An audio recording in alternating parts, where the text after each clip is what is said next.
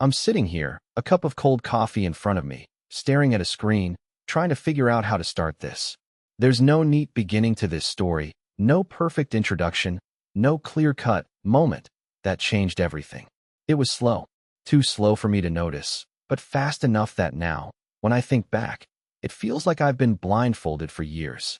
If someone had told me that my life would spiral because of a single, offhand comment, an offbeat joke in a crowded room, I would have laughed in their face. But that's exactly what happened. And now, months later, I'm writing this because I need to make sense of the pieces that have scattered around me. It all came down to one joke. Just one. And the way it turned everything upside down.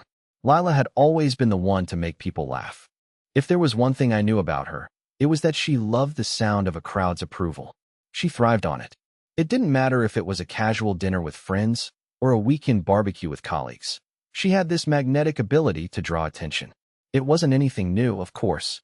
I had seen it 1,000 times before, just as I had seen myself, the quiet, unassuming guy in the background, the one who was fine being overlooked. In fact, I preferred it that way. But what I didn't realize, what I never noticed until now, is that being overlooked wasn't something I could choose forever. And it wasn't until I became painfully aware of it that I realized how much had changed. It wasn't that night that something dramatic happened, not in the traditional sense of drama. No, there was no screaming match, no confrontation. There was no affair, at least not the way I thought an affair would look. But it was there. It had always been there, in those little moments that stacked up without me ever taking a second to look. The joke itself didn't seem like much at first. Lyla made it after we were halfway through dinner. We were at this little restaurant downtown. Nothing fancy, just a place where the food was good and the atmosphere was lively. A friend of mine had invited us, and it was one of those impromptu gatherings where you never know who's going to show up. I was sitting there, listening to Lila's usual banter, thinking about the week ahead. My mind was drifting, distracted by thoughts of work. And then, it happened. "Do you ever wonder what would happen if I just left?" she asked, half smiling, her eyes glinting in the dim light. I mean, who would notice? At first, I thought she was joking. She had made similar comments in the past, half laughing, half serious, always testing the waters in the same way she tested everything. But that night, something was different. The words didn't sound playful. They didn't have that familiar, teasing undertone I had come to expect from her. There was a heaviness behind them, almost like she was saying something she truly meant, something that I hadn't been paying attention to. The table went silent for a moment, the kind of silence that always follows a comment that's a little too real, a little too cutting for comfort. I tried to laugh it off. "You're always the life of the party, babe. Who could possibly replace you?" Everyone chuckled, the tension lifting. But I couldn't shake the feeling that something had shifted. It was like I was looking at her from the outside, as if I'd never really seen her at all. And then, without warning, she did something that sealed it. The moment when everything started to crumble, the moment I should have paid attention to. Lyla turned her attention away from me, not in the usual casual way, but like she was looking for something or someone else. There was a small group of people at the other end of the table, and she shifted toward them, her voice eager, her laugh ringing louder than before. I noticed, but I didn't want to admit it to myself. She had moved on. For the rest of the evening, it was like she wasn't even there for me anymore. She was off on her own, engaged in a conversation with someone else, laughing at jokes that weren't even hers. It wasn't even the jokes themselves. It was the way she smiled, the way she glistened when she interacted with them. I had never seen her so vibrant. It should have been flattering, right? The fact that she was still so full of life, still so magnetic. But it felt off. It felt like something was missing. Like I was standing on the edge of a cliff, unsure of how or when I got there. When we left, she didn't even look at me. We didn't even talk in the car on the way home, which wasn't like us. Normally, we'd have something to say, even if it was just about the food or the people we saw. But tonight, it felt like we were miles apart, and the silence between us spoke louder than any words ever could.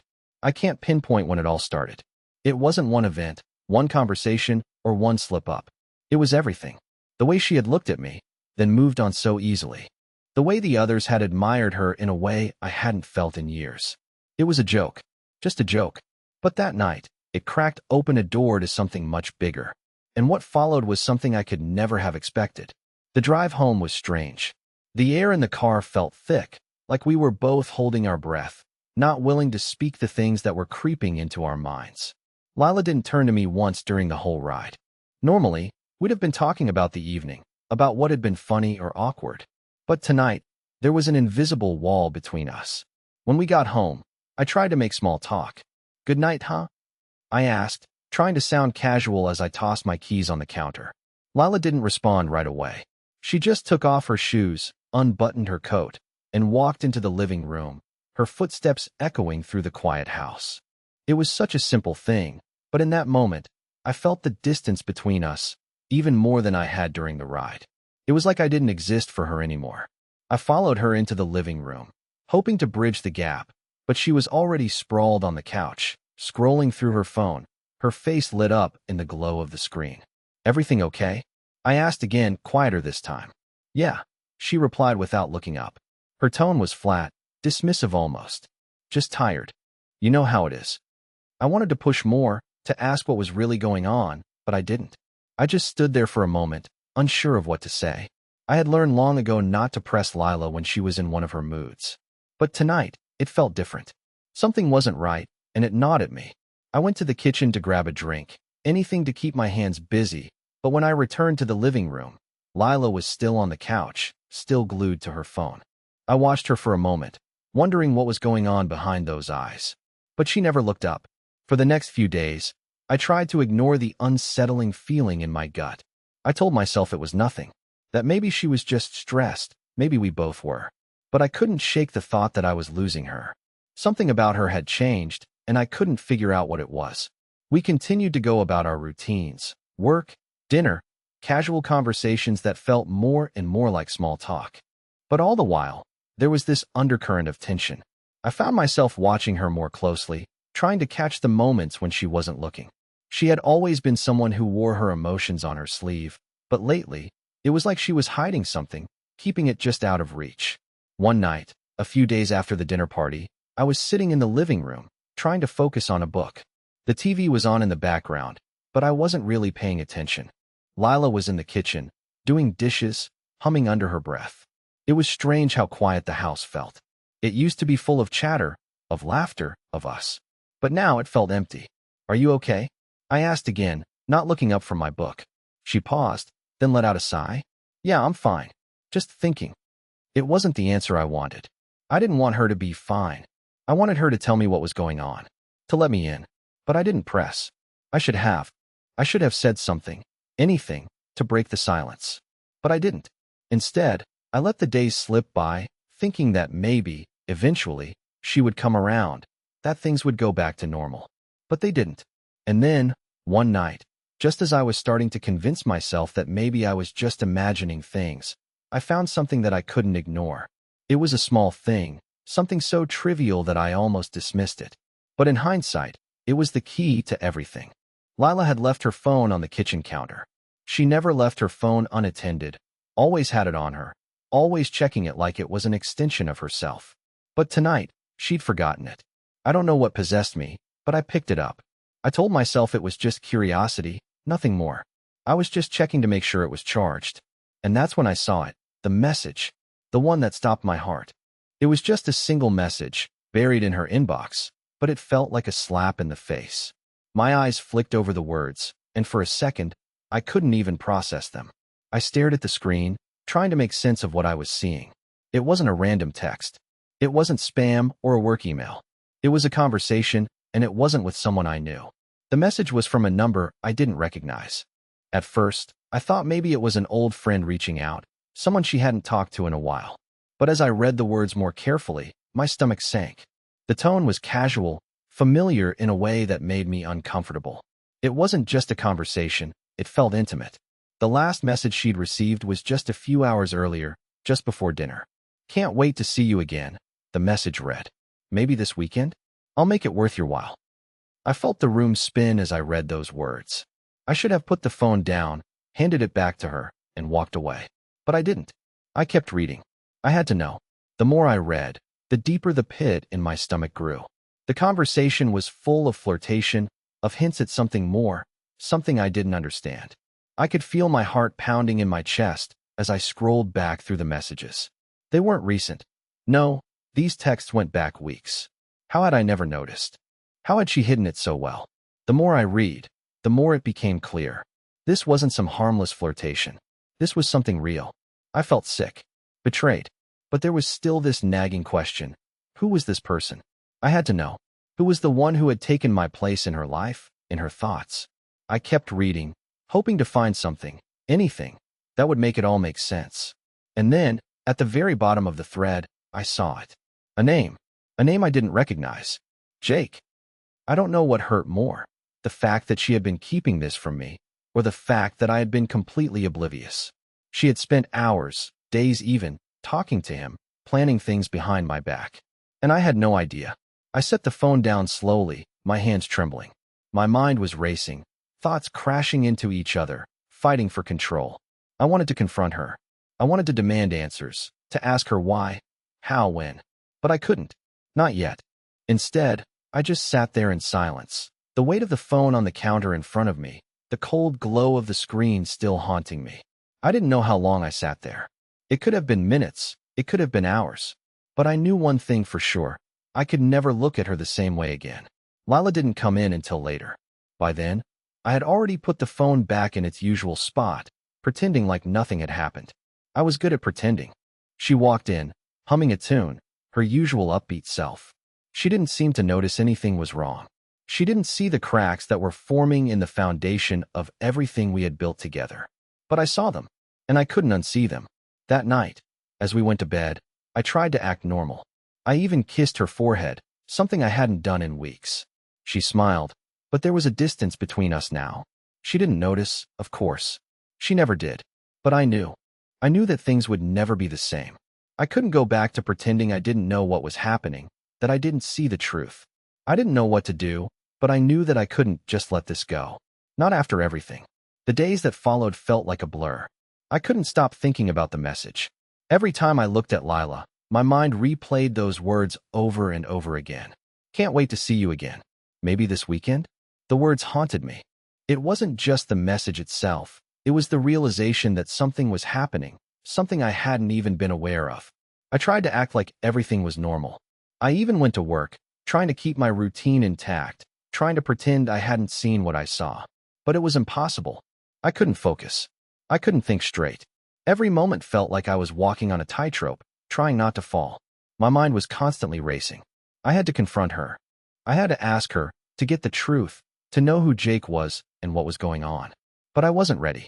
It's funny how fear can hold you back. I was terrified. Terrified of what I might learn. Terrified that the truth would shatter everything I thought I knew. So I waited. I waited until I couldn't take it anymore. One evening, a week after finding the messages, Lyla was in the kitchen preparing dinner. The sound of sizzling from the stove filled the air, and the smell of her cooking started to make me feel nauseous. It wasn't the food. It was the atmosphere, the quiet tension hanging between us like a heavy fog. I stood in the doorway of the kitchen, watching her for a moment. She didn't notice me. She was focused on stirring the pot, humming softly to herself, completely unaware of what was going on inside my head. I had to do it. I couldn't keep pretending that nothing was wrong. My heart was pounding in my chest, and my throat was dry. "Lyla," I said, my voice shaky. She turned, a smile on her face. "Hey, what's up?" I wanted to scream, to demand answers, to ask who the hell Jake was, and why she was hiding something like this from me. But all I could manage was a weak, "We need to talk." The smile faded from her face as she set the spoon down, wiping her hands on a towel. "Okay, what's going on?" I took a deep breath. "I found something on your phone." Her eyes flickered with a flash of surprise, but she quickly masked it with a forced laugh. "What do you mean, you found something?" I stared at her, my chest tightening. The words felt like they were stuck in my throat. I wanted to shout. I wanted to tear the truth out of her. But I couldn't. I was afraid of what might happen once the floodgates were open.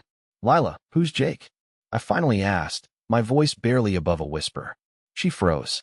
It was just a moment, but in that moment, I saw it.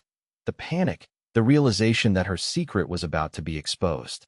She tried to recover quickly, but I had already seen enough. I knew. She knew I knew. "Jake? What are you talking about?" Her voice was higher than usual, too defensive, too rehearsed. I didn't believe her.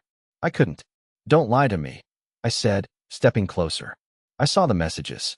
I know about Jake. What's going on, Lyla? Why are you talking to him like that? What is this? The silence between us was deafening. For the first time in what felt like forever, I saw the cracks in her. Her face was pale, her eyes darting around as if she was searching for something, an escape, a way out. She opened her mouth to speak, but nothing came out. Then, she finally sighed, her shoulders slumping as if all the weight she had been carrying suddenly pressed down on her. I didn't want you to find out like this, she whispered, her voice barely audible. I felt like the ground had been ripped from under me. Like what? What's going on, Lyla? She took a deep breath, her eyes avoiding mine. I've been seeing someone. I didn't want to hurt you. I didn't know how to tell you. My world stopped. I should have been angry. I should have been furious. But in that moment, I felt nothing. Nothing except a deep, hollow emptiness that threatened to consume me. Why? I asked, my voice shaking. Why would you do this? Why did you keep it from me? I don't know, she said, her voice breaking. I wasn't happy, and I didn't know how to fix it. I thought maybe it was just a phase. But then it wasn't, and I didn't know how to come back from it. I couldn't process what she was saying. This wasn't the woman I had married. This wasn't the woman I trusted, the one who had once been my everything. Who is he? I asked, barely able to get the words out. She hesitated, looking at me with guilt in her eyes. His name is Jake. We met a few months ago. I didn't mean for it to go this far, but it did. I felt my heart crack. It wasn't just the betrayal. It was the way she spoke about it, so nonchalantly, like it was just something that happened. You've been seeing him for months? I asked, my voice barely above a whisper. She nodded, her eyes filled with regret. I'm so sorry. I stood there, frozen, as the weight of her confession sank in. I had always known something wasn't right, but hearing her say it out loud made it real. Too real. The life we had built together was falling apart in front of me, and I had no idea how to put it back together. I didn't know what to say next. I didn't know what I was supposed to feel, but I knew one thing. I couldn't stay in that moment forever. I had to make a decision. What was I going to do with this truth? I stood there, numb, as Lila's words echoed in my head. She had been seeing him for months, and I couldn't wrap my mind around it. Months. That's how long I had been oblivious. That's how long she had been lying, hiding everything from me. The weight of it was crushing, and I couldn't breathe. She reached out, her hand trembling as she tried to touch my arm. Please, don't hate me. I never wanted to hurt you. I pulled back instinctively, not out of anger, but out of sheer disbelief. How could you do this? The words came out hollow, like I was speaking through someone else's voice. I didn't mean for it to happen, she whispered, her eyes welling up. It just did. I don't know how to explain it. I took a step back, my heart pounding in my chest. I wanted to scream at her, ask why she had allowed it to go this far, why she had kept it from me for so long. But the words wouldn't come. I just couldn't process it all. For the first time, I felt like a stranger in my own home. The space we had shared, the life we had built, it all felt like it belonged to someone else. It didn't feel like it was mine anymore. Why Jake? I finally managed to ask. Why him? What does he have that I don't? Lyla shook her head, biting her lip. It's not about him, she said softly. It was about me. About feeling lost. I didn't know who I was anymore. And when I met him, I felt seen again. I didn't want to feel this way. I never wanted to hurt you. I could see the tears in her eyes, but they didn't do anything to soften the blow. My mind was racing, trying to make sense of it, but it just didn't add up. How could she have been so distant all this time, and I never noticed? How had I missed it? You should have told me. You should have told me you were unhappy, I said, my voice breaking. Why go behind my back? Why this secret life? She stepped closer, her hands shaking. I was scared, she whispered. I didn't know how to tell you. I didn't want to lose you. The pain in her voice felt real, but it didn't make it easier to swallow. She had been living a lie, and now we were both trapped in the consequences of it. I couldn't tell if I was more angry, hurt, or just numb to it all. You lied to me, Lyla, I said quietly. You've been lying to me for months. I never meant to, she repeated, her voice pleading. I swear, it wasn't intentional. I thought I could fix it before it got this far. But I couldn't. I turned away from her, unable to look her in the eyes. I needed space. I needed to breathe. I don't know what to do with all this, I muttered, more to myself than to her. I don't know what to say. Lyla stayed silent behind me, the weight of her confession hanging in the air like a heavy fog. I wanted to leave, to walk away from it all, but I couldn't. Not yet. Part of me still wanted to believe that maybe this could be fixed, that somehow we could find a way back to what we had. But deep down, I knew that wasn't possible. What hurt the most wasn't the affair. It was the realization that she had stopped loving me, that she had stopped trying to make it work long before I ever realized it, that everything I thought I knew about our marriage was nothing but a lie. The next few days felt like I was walking through a fog. I couldn't bring myself to leave, even though every part of me screamed to get away, to escape the suffocating presence of Lyla. I wanted answers, but the answers felt so incomplete. Every time I looked at her, it felt like she was a stranger. She wasn't the woman I had married. She wasn't even the woman I had known. She was someone else entirely. Lyla kept apologizing over and over again, but I wasn't sure what it meant anymore. The words were there, but they felt empty. She wasn't apologizing for the affair. She was apologizing for getting caught. I could feel it. There was no real remorse behind her eyes. Only regret, the kind that comes when you realize you've made a mistake, but it's too late to take it back. I spent most of that week in silence, trying to piece together everything that had happened. But every time I tried to confront her, to ask her what she wanted, she'd retreat, curling up like a wounded animal, too scared to face the truth. And I didn't know what I wanted either. I couldn't get over the image of her in bed with him. It wasn't just the betrayal.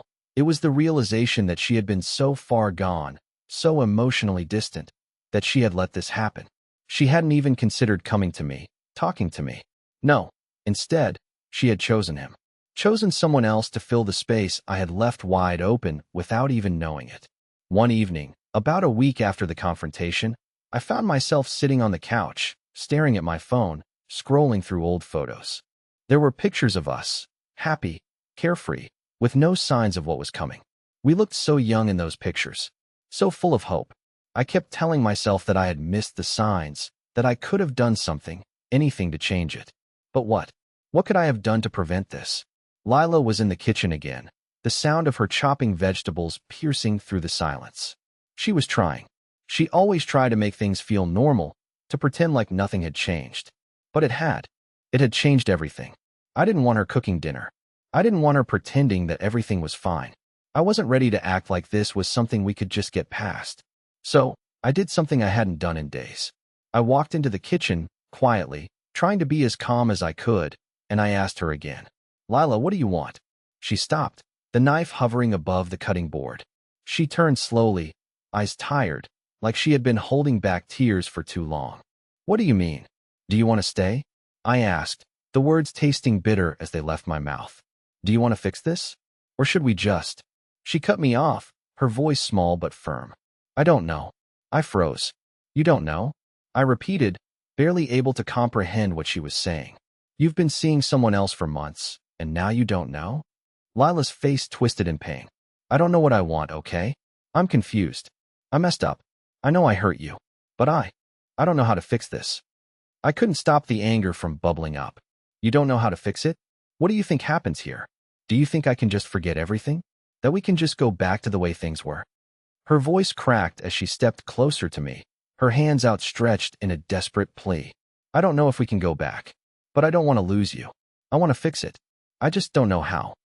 And in that moment, I saw her, the woman I had once loved, the woman who had once been my everything. She wasn't the woman I had seen just days ago, the one who had been cold and distant. No, this was the woman who had been hurt, who was just as lost as I was. But I still wasn't sure. Could I forgive her? Could I trust her again? Or was this the end of us? I left the kitchen without saying another word. There was nothing more to say. Not yet. I needed time. I needed to think. The truth was, I didn't know if I could ever forgive her for what she had done, and I wasn't sure if I even wanted to try. I spent the next few days in a daze. Everything felt blurry, like I was moving through a dream, trying to grasp hold of something real. Lyla kept trying to talk, trying to fix things, but I wasn't ready to listen. How could I? My trust had been shattered, and the silence between us spoke louder than any words could. One night, I came home late from work, and she was sitting on the couch, waiting. There was something in her eyes, anxiety, maybe hope, but I didn't know what she wanted anymore. I hadn't made up my mind. I hadn't made a decision. But the longer I stayed in this limbo, the more exhausted I felt. "Can we talk?" she asked, her voice tentative. I could hear the uncertainty in her words. The same uncertainty I felt. I wanted to tell her that I couldn't do this anymore, that I couldn't keep pretending, but the words stuck in my throat. I didn't know how to let go. I didn't know if I wanted to. Lyla, I started, but then stopped. What was there to say? What could I possibly say to make it better? I don't know what to do. She nodded, her eyes full of regret. I understand. I don't know how to fix this either. There was a long pause, neither of us knowing where to go from here. My heart was torn in two. Half of me still wanted to believe that things could go back to the way they were. But the other half knew better. I couldn't unsee what I'd seen. I couldn't ignore the betrayal, the lies. Finally, I sighed, my voice barely above a whisper. I can't just forget, Lyla. I can't pretend this didn't happen. She nodded again, her face falling. I know. I didn't think you could. But I want to try. I want to fix it. I want you back. But did I want her back? Did I want the woman who had broken my trust, who had hidden so much from me? Or was I just afraid of being alone? I don't know if I can forgive you, I said, the words tasting bitter as they left my mouth. For a moment, she just stared at me, her expression unreadable. And then, softly, she whispered, I don't know if I can forgive myself either. And that was the truth of it, wasn't it? Neither of us knew what to do, and neither of us knew if forgiveness was even possible. The space between us had grown too wide, and no matter how much we wanted to bridge it, I wasn't sure we could. The decision wasn't clear. It never was. But I knew one thing. I couldn't live in this limbo forever. Something had to change. Either we found a way back to each other, or we walked away. The days after that conversation were the hardest of my life. We spent more time apart than together, each of us trying to process everything that had happened. But as the days passed, something started to shift. Slowly, painfully, but steadily, I began to realize something I hadn't fully understood before. Forgiveness isn't about forgetting. It's about choosing to move forward, despite the pain. I don't know when it happened exactly, but one evening, as we sat together in silence, I looked at Lyla, really looked at her, for the first time in weeks. The woman I had loved was still there, buried beneath the hurt, the mistakes, and the guilt. She was still the person I had built my life with. She wasn't perfect. I wasn't perfect. But maybe, just maybe, we could rebuild something new, something stronger. I don't know if we can fix everything, I said quietly, my voice steady but uncertain. But I want to try. I want to try with you. Lila's eyes filled with tears, and she nodded, her hands trembling as she reached for mine. I've hurt you, and I don't deserve your forgiveness. But I love you. I've always loved you. And I'm willing to do whatever it takes to make things right. And so we did. We started small, taking one step at a time, one conversation at a time. We didn't have all the answers. We didn't know what the future would look like. But we were both committed to trying, to being better, to learning from the mistakes we had made. There were tough days, moments when the past felt like it was pressing in on us. But there were also good days, moments when we laughed together again, when we remembered why we had fallen in love in the first place. We learned to communicate better, to listen, to forgive, not just each other, but ourselves. It wasn't easy, and it wasn't quick, but it was worth it. Months later, we found ourselves in a place I never thought we'd reach, a place where trust, though fragile, had started to grow back. We were different now, but in a way, we were stronger. We had faced the darkness together and come out the other side, learning that love, at its core, is about resilience. And for the first time in a long while, I felt hope. A quiet, steady kind of hope that maybe we could rebuild. Maybe we could be happy again. Lyla turned to me one evening, as we sat on the porch watching the sunset, and smiled. I know we've got a long way to go, she said softly, but I'm so glad we're doing this together. I squeezed her hand and smiled back. Me too. And I think we're going to be okay. And for the first time in a long time, I truly believed it.